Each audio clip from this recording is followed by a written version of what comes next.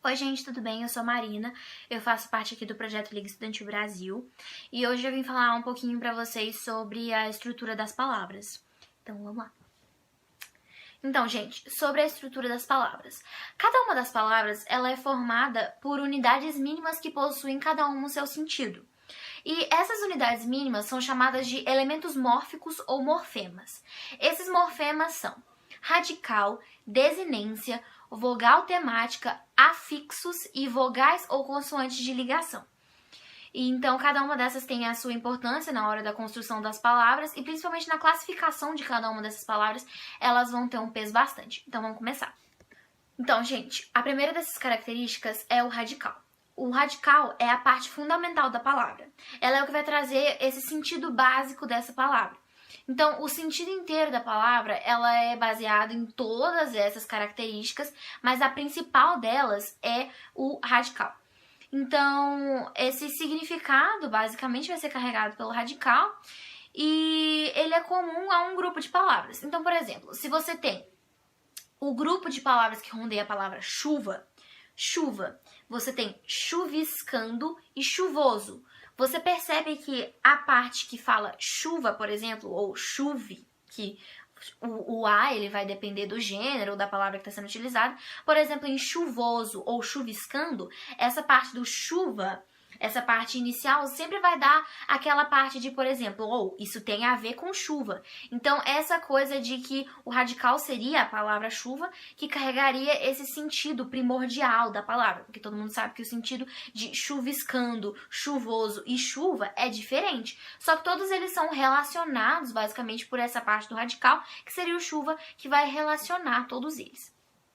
E vai tornar todos eles, né, um grupo semelhante de palavras.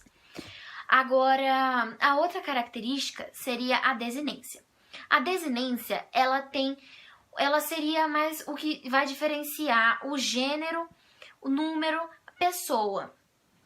Então, ela pode se caracterizar em duas diferentes, a nominal e a verbal.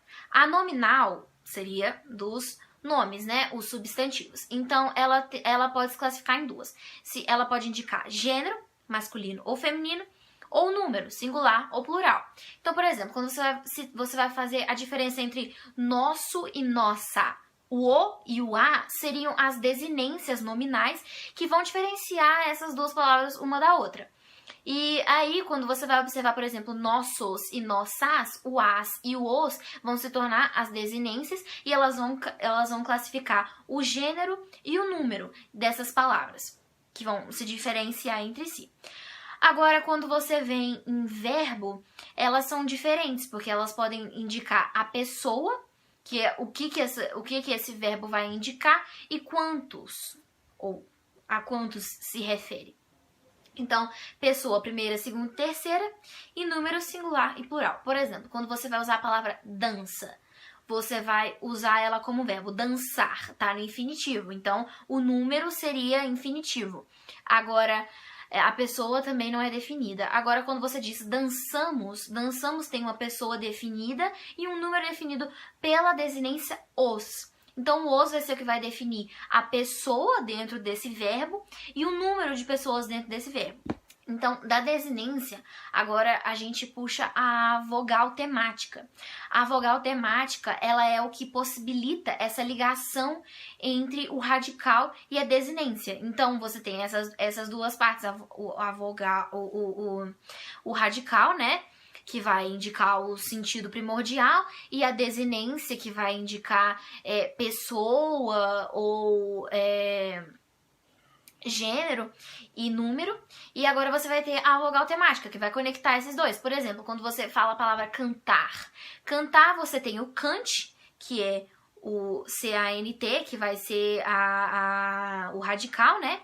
E a desinência, que vai ser o R, que vai indicar o infinitivo. Só que para conectar esses dois, você tem a vogal temática A, que vai fazer a palavra ser cantar, não cantre, né? Então, essa vogal. E ela também pode ser classificada em nominal e verbal. Nominal vão ter as três vogais básicas, A, E e O, que elas são átonas finais. Então, elas vão sempre vir no final da palavra. Então vão ser as nominais, né, que são as principais, a, e, e, o, que elas são átonas finais. Então elas vão realmente ser colocadas no final da frase, né? E importante lembrar que em vogais, em palavras terminadas com a vogal tônica, que pode levar acento ou não, em palavras terminadas com a vogal tônica, elas não apresentam essa vogal temática. Então, a vogal temática ela só é apresentada quando essa parte tônica da palavra vai se distribuir em outra parte da palavra, no início, no meio. E agora, quando se trata da vogal temática verbal. Ela vai se focar nas 3 vogais, A, E e I, que elas vão indicar as conjugações, que são as 3 diferentes conjugações, a primeira, a segunda e a terceira. A primeira conjugação vai ser a segunda I, a segunda E e a terceira I. Então, a primeira conjugação, por exemplo, na palavra amava, que seria o radical, o A, que é a vogal temática verbal, e o VA, que vai indicar essa desinência. Na segunda seria o E. Então, por exemplo, a palavra bebesse, que vai o bebe, que é o radical, o E, que vai ser essa vogal, e o C, que vai indicar essa desinência. A terceira conjugação é com o I, que vai ser, por exemplo, a palavra fugisse, que é o fuge, I e o C. Então, é basicamente toda essa construção mesmo da palavra dentro dessa vogal, que vai só conectar mesmo o radical e a desinência. Então, ela não é lá essa classificação toda, só tem essa parte nominal e verbal, que é o A, E, O, A, E, I. Realmente é só isso que vai diferenciar. Depois disso, nós temos os afixos.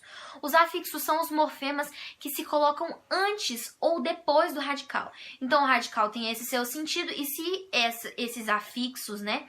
Esses afixos vão ser o que vão alterar o sentido desse radical. Então, por exemplo, o radical já tem o seu sentido próprio.